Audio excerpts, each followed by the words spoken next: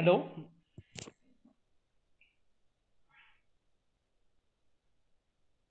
hello. So, hello all. I hope I'm audible now. Again, I'm audible. Yes, sir. Okay. Actually, so Yeah. there is a result for Indian Forest Services, and a lot of at least I could see five people from our mentorship program making in the list. So that is why there was a lot of call. So like I'll share it about it later. We'll have this 15-20 minutes an overview of constitution, right? And then we'll end the class for today. So let me check whether I have started if I have started, right? So I hope you are all back. So see, like this is the constitution of India, right? So like what is constitution? Constitution, I hope now till now you understand what is constitution. This constitution is the most supreme legal document of any country, right? So now we will talk about only India. So our constitution is the supreme legal documents, right? So there are other legal documents also, like there is a document of acts passed by parliament, right? So these are the acts passed by parliament. There could be other legal documents, other laws in the country. That is, there are some laws which are not passed by the parliament, but they are passed directly by the government, right? Government comes up some kind of notifications. Now, government could come out and say that from tomorrow there will be no use of plastic, right? Plastic is polluting our environment, so there won't be any use of plastic. So it is just a notification. We call it the executive order. And technically, we call it executive order. So these are all part of laws. But the biggest and the most important law is those which are given in the constitution, right? So something. So what is the use of a constitution or a written constitution? That a constitution lays down basic framework, right? Basic framework about what? About how the government will be run, right? How the prime minister will be selected, right? Tomorrow any one of us can go and say that make me the prime minister, right? So that is not the thing. Now we are governed by a document which has very in detail talked about how we need to select the government, a president is elected how a president is elected, right? Something like this, like how elections are conducted in our country, right? What kinds of rights will a citizen of India enjoy, right? What are the duties of a citizen of India, right? How the state governments will be run. All these things are talked a lot in our constitution, right? So, like I said, so all these things are the part of our constitution. So, our constitution, as a matter of fact, it is one of the longest written constitution of any country, right? And there is also a thing which we call that in India we have we have constitutional supremacy. We have constitutional, like this might come in your MCQ also. Like UPSC can ask in GSI that UPSC can ask in GSI that uh, India, like they can ask that which of the following kind of constitution does India have, or what kind of polity does India have. So India have a constitutional supremacy. India have a parliamentary supremacy or something like that, right? So India has a constitutional supremacy. It is a fact, right? So constitutional supremacy is that the constitution is supreme. Constitutional is even above in hierarchy than the parliament, right? Constitutional is above in the hierarchy than the parliament itself, right? So it means that whatever is written in the constitution, generally parliament cannot change it, right? But our constitution is also, like we discussed, it is also flexible. We call it as a organic, it is a organic document. I hope समझ में आ रहा है ना, ज्यादा ऊपर से नहीं जा रहा है. All this is a very easy conceptual part. This might not directly be asked in MCQ. So our constitution is an organic it is an organic substance, right? So it means that it can be changed. So parliament can change the constitution, it can amend the constitution, right? But it also have it has to follow certain procedure. But generally, we have constitutional supremacy and not parliamentary supremacy. Right? Parliamentary supremacy is one that whatever parliament says or it makes, it is that is the part of constitution, and that is the highest document of law, right, or the legal document, right? So this is very simple thing. So like firstly, our constitution start with a preamble. Now in Hindi we call preamble is prastavana, right? So it is just the preamble. So in the next class we will be having a detailed discussion on all these keywords, right? If you don't know about these, it's okay, but just have a read about it. Read this preamble of the constitution of India once, right? So what it says that we read it yourself. It says that we the people of India. So firstly, this constitution is adopted or it is accepted by whom? It is accepted by, it is made by whom? We the people of India, right? So this is a very important fact, right? It is we have mandated a assembly which we call constituent assembly to make laws for us, but it is we who has adopted. So it is the people of India who are supreme. If there is a constitutional supremacy, and constitutional is given by whom? It is given by the people of the country. So it is the people of country who are supreme, not the prime minister, not the chief minister, not the president, not the election commission, but the people of India or any country, they are the most important thing in a democracy. So what we have given, we the people of India, having solemnly resolved to, so we want to make India into a sovereign country. We'll go in detail of all these keywords, but basically I'll tell you what it means. Sovereign means an independent, someone who can make its own decision, right? Suppose we have country India, and we can make our decision that we don't want to import from Pakistan, we don't want to import from Mexico, but we want to import from Canada.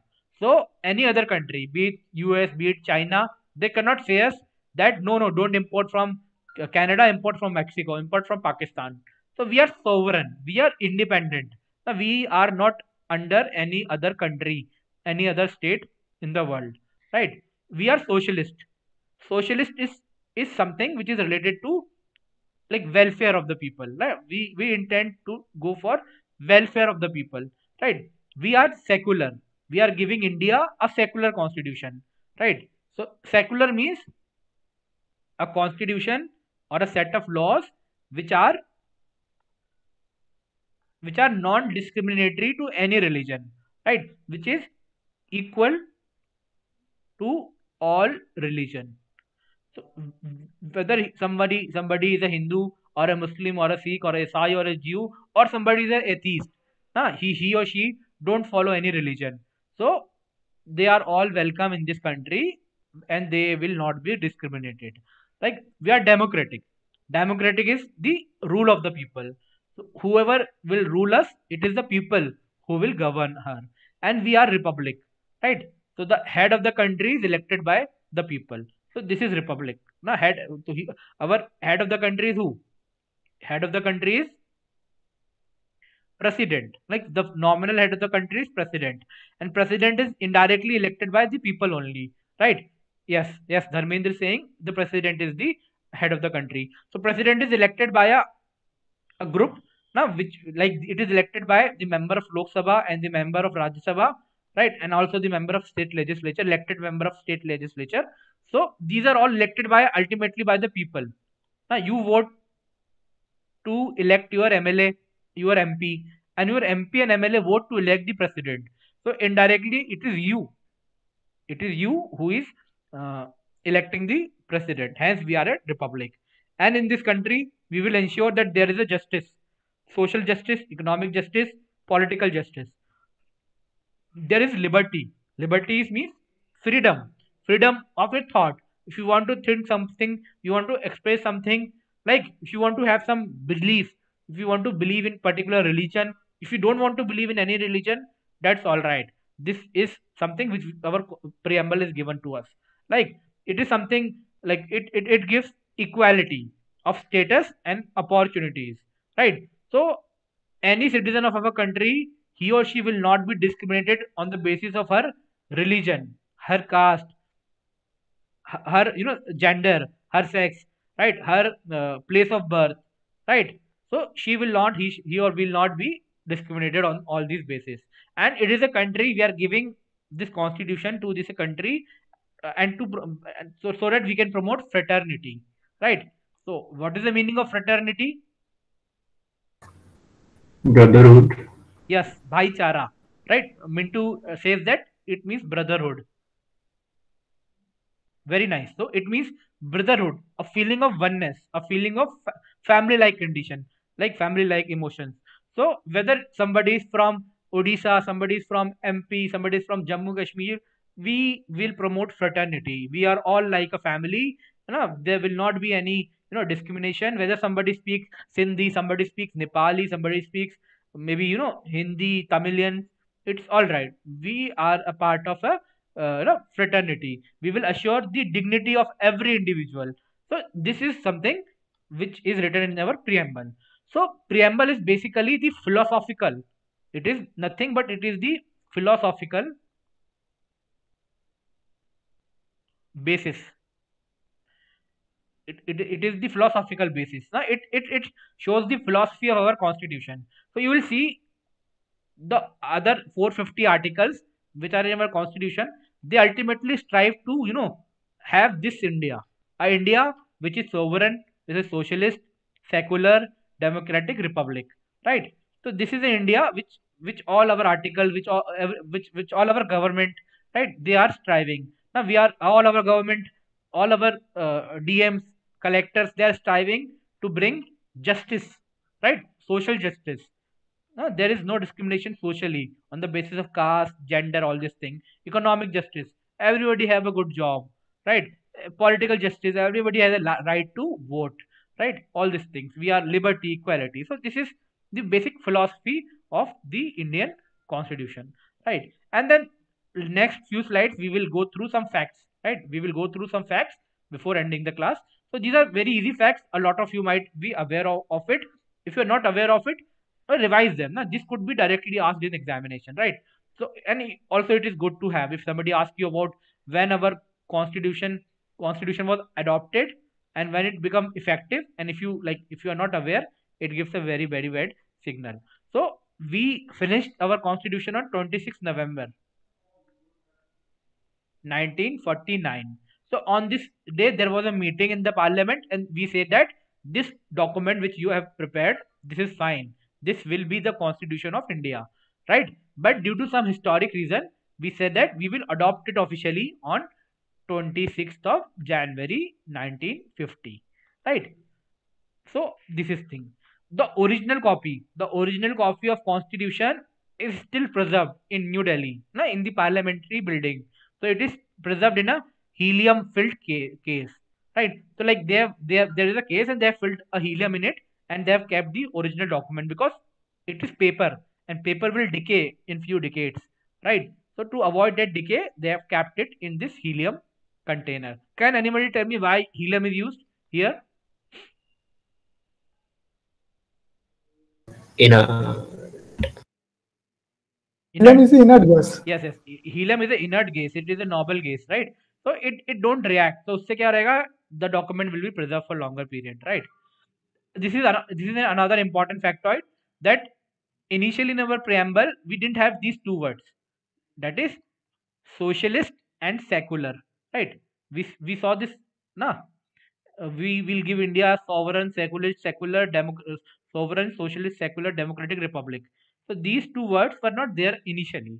So we amended our preamble once, right? In 42nd Constitutional Amendment Act, in 42nd Amendment, we amended it and we inserted these two words, right? So it is an important fact which you should know, right? Then some other background is like sometime they may ask you that the basis of the constitution is the Nehru report, right? So it was given in 1927 by the father of Jawaharlal Nehru, the Motilal Nehru, right? It was actually a committee of 7 members or 7 8 members, and they drafted something, right? You must have heard something called Simon Commission. Have you heard about it? Yes, sir. है ना? Yes, sir. Simon Go Back, something like that, during Gandhiji's time, right? So actually, what happens? What was Simon Commission was nothing, but it was a commission which was made by Britishers. कि we are making a commission and it will make constitution for India, right? And this commission has all the Angrez, right? All the people from British, they were there. No Indian was there in the commission. So the Indian National Congress and the leaders of that time, they revolted that you are making a constitution for India without involving Indians. We won't accept it, right? So there was a lot of protest. Now, when the Simon Commission came to India, everybody shouted, "Simon, go back!" Right? And in that challenge, that then what British said that you people are so diverse and you quarrel a lot, you won't be able to make any constitution of your own, right? So Indians took that challenge up and they drafted something which we call as Nehru Report. So that was a very mini or a basic structure of the constitution. So we took some features from that, right? Apart from that, our constitution was drafted by a assembly which we call as Constituent Assembly, right? So this Constituent Assembly was nothing but it was pretty much like a parliament only, like the modern day parliament.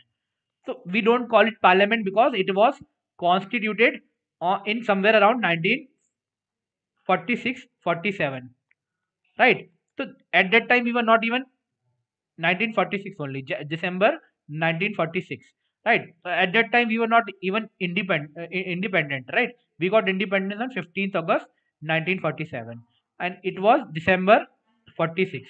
So we made a parliament kind of institution and we call it Constituent Assembly, whose work was nothing but just to make the constitution, right? So these are all those details. So we say that Constitutional Ambedkar is the father of our constitution. Like he was the chairman of drafting committee. In the Constituent Assembly, there was various committee, right? So one of the important committee was whose function was to draft. Drafting means to draft the constitution. So he is an important word. I think for MCQ, this guy is also very important. Who? B.N. Rao, right? So constitutional advisor to the Constituent Assembly. So if somebody asks for MCQ, who was the constitutional advisor? Now there is this parliament, and they had a expert person. His name was B.N. Rao. He was a big name. Na? He was a lawyer in United Nation at that time, right? Something like that. So he was called to advise us. So actually, this guy B.N. Rao, he initially drafted a constitution for India, and the Constituent Assembly, including B.R. Ambedkar, he took that drafted constitution and uski upar they made a lot of changes, right? So that is why he is very important. So here, remember him as a constitutional advisor to the Constituent Assembly, right? Right. So this is Nehru report. You don't have to go in detail. You just know the context. It was in response to the Simon Commission, and it was chaired by Motilal Nehru.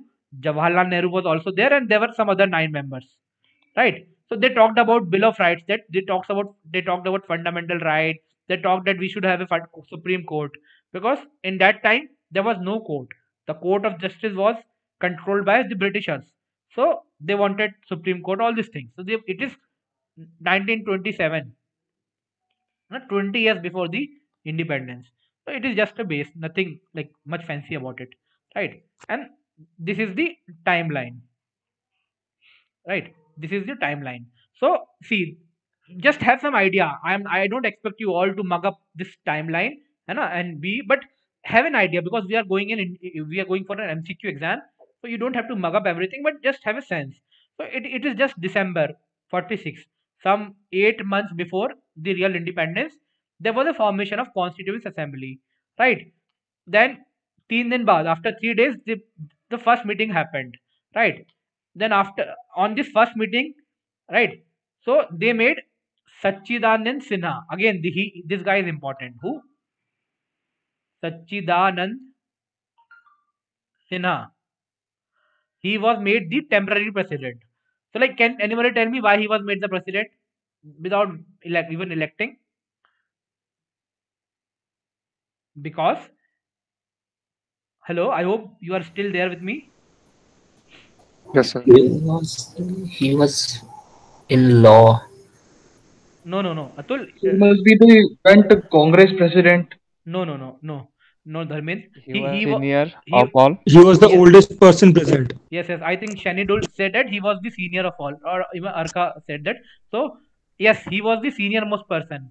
So going to Indian tradition and culture, जो सबसे बुजुर्ग हैं, we made him the president, right? But only for 2 days, right? After 2 days, we made an election, and Rajendra Prasad, Dr. Rajendra Prasad was made the president.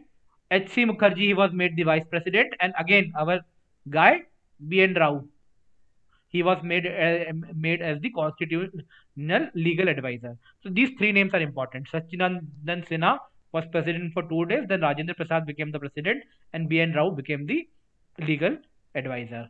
Right. Then similarly on 13th October, now they started making constitution. So first thing what they will make in constitution, the preamble. Simple. It is the first thing. So they adopted a philosophy. What kind of constitution do we need? So there was again an objective resolution back in 1920s, right? 27, 28 only. So on the basis of that, Jawaharlal Nehru proposed this, that let this be the preamble, something like that, right? Then similarly, after 6 months, again this is important.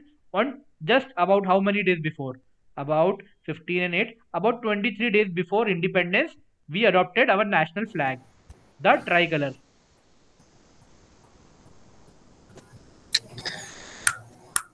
Atul, you have any doubt? Okay. That on 15th August we had independence, and India was partitioned into India and Pakistan, right? So remember these things, nothing. Then again after independence, 29th of August. Now here, now after 8 months of Constituent Assembly, B.R. Ambedkar was appointed as the appoint its chairman, right? He was part of drafting committee, but it was in August 29 he was made the chairman, right? And then in after how many months? August to November is, I think, 3 months. After 3 months it was completed, and we adopted it. Now we said that okay, this is final, it is good for country India, and we adopted it. And then on 26 January 1950 it came into force. Simple. And when it came into force, what was the condition of India? India was independent, right? In 1950 we were independent. So obviously it was adopted in the Lok Sabha. So G.V. Mavlankar was the speaker of the Lok Sabha, right? He was the first speaker when India turned republic. So he was the speaker on 15th August 1947. See, all these things are very factual. A lot of you must be knowing at least 60-70% of it. So don't get overwhelmed by this. This is, you don't have to, this should not be in your blood. But if it come in exam, you should be able to identify it, right? Who was the first speaker of the independent India, right? It was Mr. G.V. Mavlankar. Right? Simple thing. And this is a picture. Can anybody guess who is this and who is this?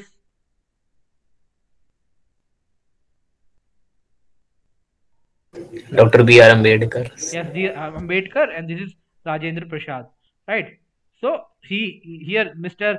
Ambedkar is giving a copy of constitution to the president of the assembly, Dr. Rajendra Prasad, right? And this is the last slide. Other than that, we will continue tomorrow. So about the membership of the Constituent Assembly, who were the member of Constituent Assembly, right? So I don't expect you to remember all these names, but what I want is you should see that how inclusive. You understand what is inclusive? Inclusive means it includes, it incorporates people from all sections, whether they are Hindus, whether they are Muslim, whether they are women, whether they are SC, whether they are Parsis, right? So see, they adopted B.R. Ambedkar, like member of Constituent Assembly was B.R. Ambedkar, Jawaharlal Nehru, C. Raja Gopalachari. All these are stalwart of our independent movement. Rajendra Prasad, Vallabhbhai Patel, all these, right? After that, apart from that, we have over 30 representatives from scheduled classes, SCs.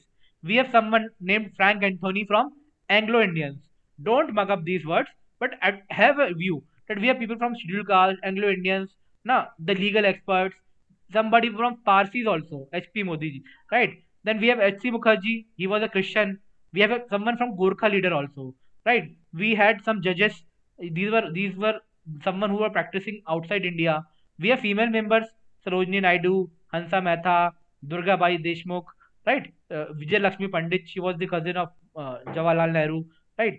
So we have all these things. So what I want to tell you is it was a very inclusive assembly. Can you tell me, there are two very prominent name of that time they are missing from this list? Who are they? In MN Roy. No, very prominent. Who was the most prominent leader on this date? In 1946 to 1950 tak, who was the most prominent person in India? MK Gandhi. Gandhi ji. Jawaharlal Nehru. Gandhi. Yes, Gandhi ji. Right. So Gandhi ji was not part of the Constituent Assembly because he was not happy with the partition of India. And also another tall leader was Muhammad Ali Jinnah. Jinnah. Yes. So Muhammad Ali Jinnah. So Gandhi ji and Jinnah, they were not part of Constituent Assembly. This could also be a MCQ sometime, right? But rest, there were a lot of people, right? Similarly, this okay, little bit and simple. So here Dr. Ambedkar also, in his concluding speech, he gave a lot of credit to B.N. Rao. कि बोले कि भाई मैंने तो बनाया है, I get a lot of credit for it, but this guy B.N. Rao, he should also get a lot of credit because he drafted the first Constitution of India, and then I made a lot of changes based on my legal expertise, right? So that is why I'm emphasizing that B.N. Rao is a very important figure for a lot of examination, right? So I think we will stop here. Tomorrow we will try to understand from where our constitution is sourced, right? Then we will go into the 25 parts of constitution very briefly, and we will try to see that what are all are important, right? After that we will go through all the 8 schedule or all the 12 schedule, because we saw already 2 questions are asked from schedule, so they can ask more. So we will study about this schedule. I also have some mnemonic to remember this schedule for you. So this will be our coverage, and then after that we will start with another very important topic. We call it fundamental rights, right? We will discuss something on fundamental rights, DP, SP, fundamental duties, basic general structure of constitution, some constitutional bodies, right? That would be more than sufficient for our exam. After that we will also study something on governance, right? Last year they asked about definition of civil society. What is a civil society, right? Sometimes they may ask you something other governance term, so we will cover that, right? So I hope you got to learn a lot, something at least in this class, and you enjoyed polity, you didn't find it boring, right? So if you have any other doubt, you can please ask me, otherwise I will end the session and we'll meet tomorrow, right? Timing I will let you know in about 2 hours, whether it will be in morning or it will be in evening, right? So if you have any doubt, please So ask where me. can we, from where can we download these PDFs? See, I'll share the link now. I'll upload the recorded video as well as the PDF, right, on the portal, right? We will make a course maybe tonight itself, by tomorrow morning. You can just go to the website of Planet Geology. We'll share the link in the group and just enroll for free in this course. So you will have access to all the demo lectures. You will have access to all the slides of the demo classes, right?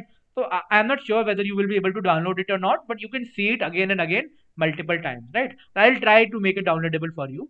Don't worry, but it will be available on the portal itself. And since this is the first class, we will also upload it on the YouTube, right? So this we will do.